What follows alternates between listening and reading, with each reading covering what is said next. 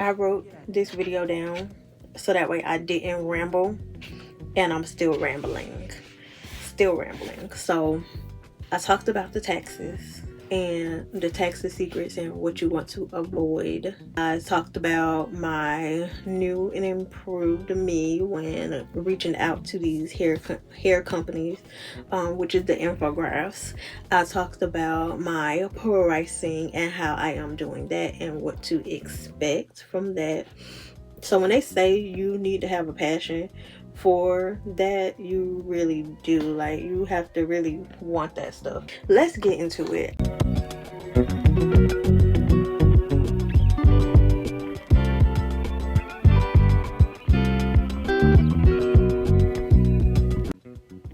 Hey beauty lovely people, I am Shakira Unique, and today I am going to be giving a live update on my wig influencing journey. But I'm gonna switch it up. Instead of just talking, I'm going to be taking off this waterway wig. It was hot outside and it's time for me to take this off. It's up pretty much. I just got this part on. Anywho, I'm going to be using some alcohol. I do have some cotton balls here just in case, but I prefer to use a rag. Now let's get into it. I believe it's been about 6 weeks since I started my wig influencing journey. And as y'all know, before, I have been scammed. I have been through, a few things, and y'all don't judge me. Let me take it out of the ponytail. I sped this process up because I did end up getting a phone call in the middle of me filming, so I went on ahead and did that. I didn't get a chance to explain how I take this off. So I squeezed the alcohol out of the cotton ball along the hairline where the glue is, and then I rub it in a little bit, and once it starts lifting, I just kind of push my finger up under the lace and just repeat the process until it's completely up. I am very sure to be slow and steady. Even though I don't have a lot of hair up here, it doesn't mean I want to lose the little bit I do have. Yeah.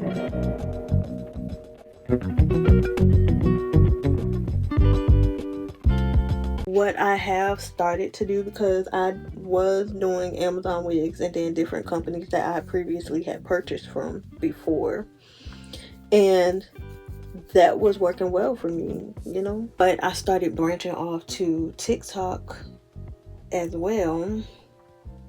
Ooh. This is one of those TikTok wigs. Now, how did I do that? I don't have a lot of followers on TikTok. I only have about 500, but they changed the requirements, so now I can go live. I don't have to have 1,000 or even 800 followers to go live over there. So this side gonna be something. Somebody post on how I could make the little orange tab, like I can link certain things to it, and I started doing that. But you got to be careful with that. I have been able to request like free items and stuff from there.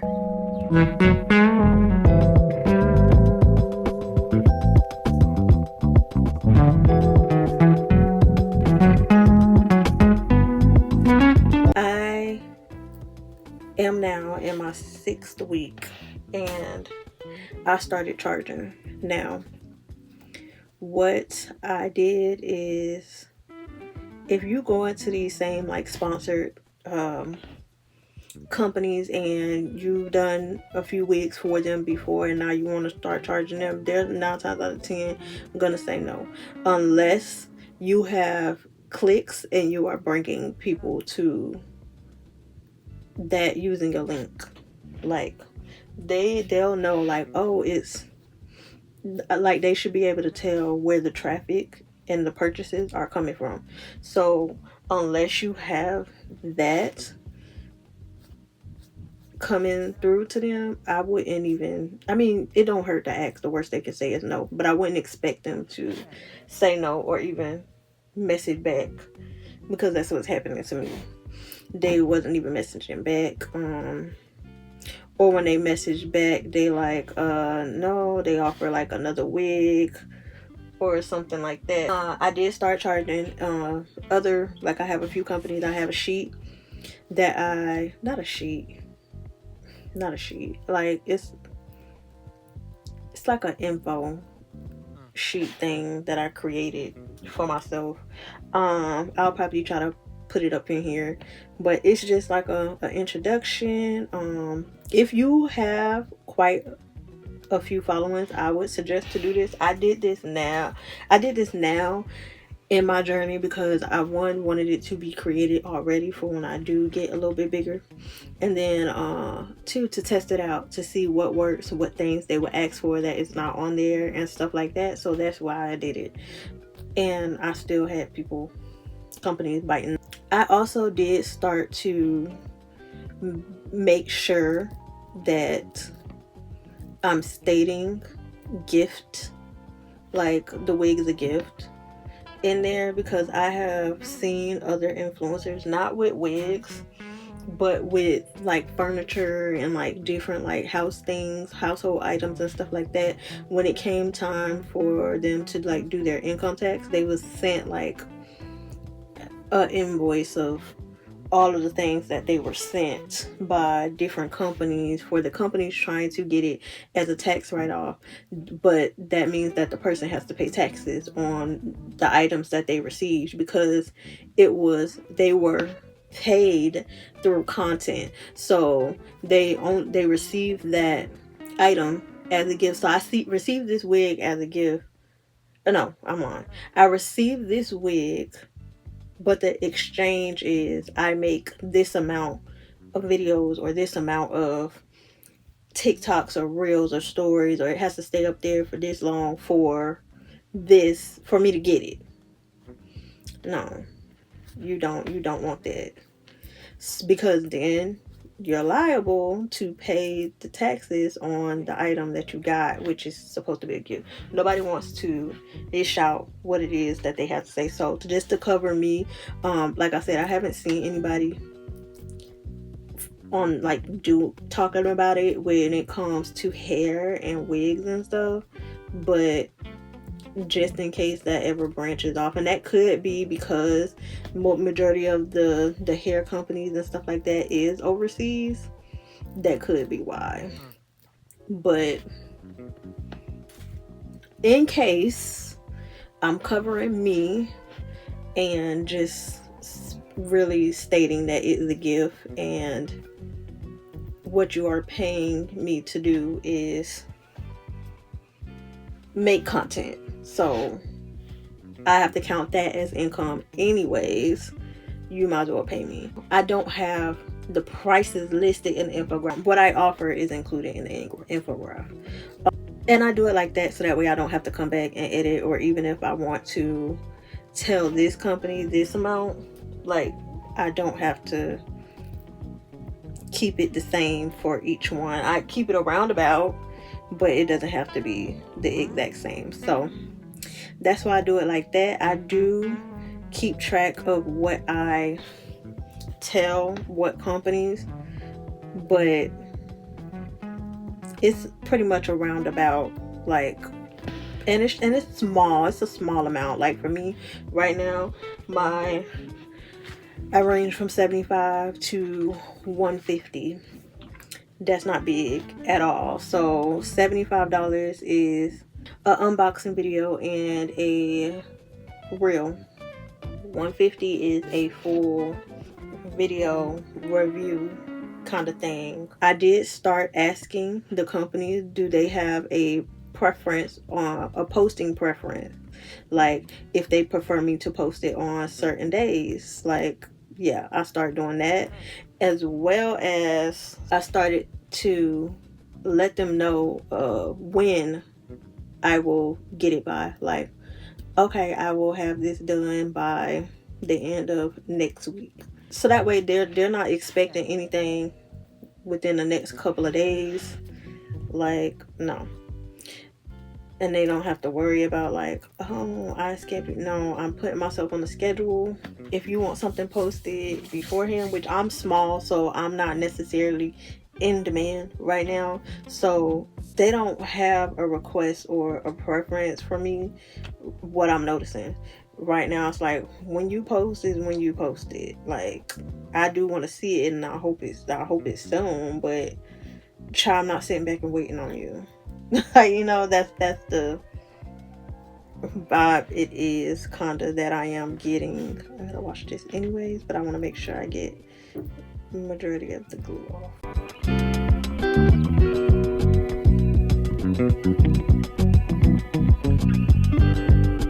If they are paying me $150, I do ask them if they have a commission code or anything like that. Even though I am not that big yet, I want to still get used to asking this type of stuff, or maybe I should add that in the infographic. I don't really know, but yeah, so that is what I'm doing so far.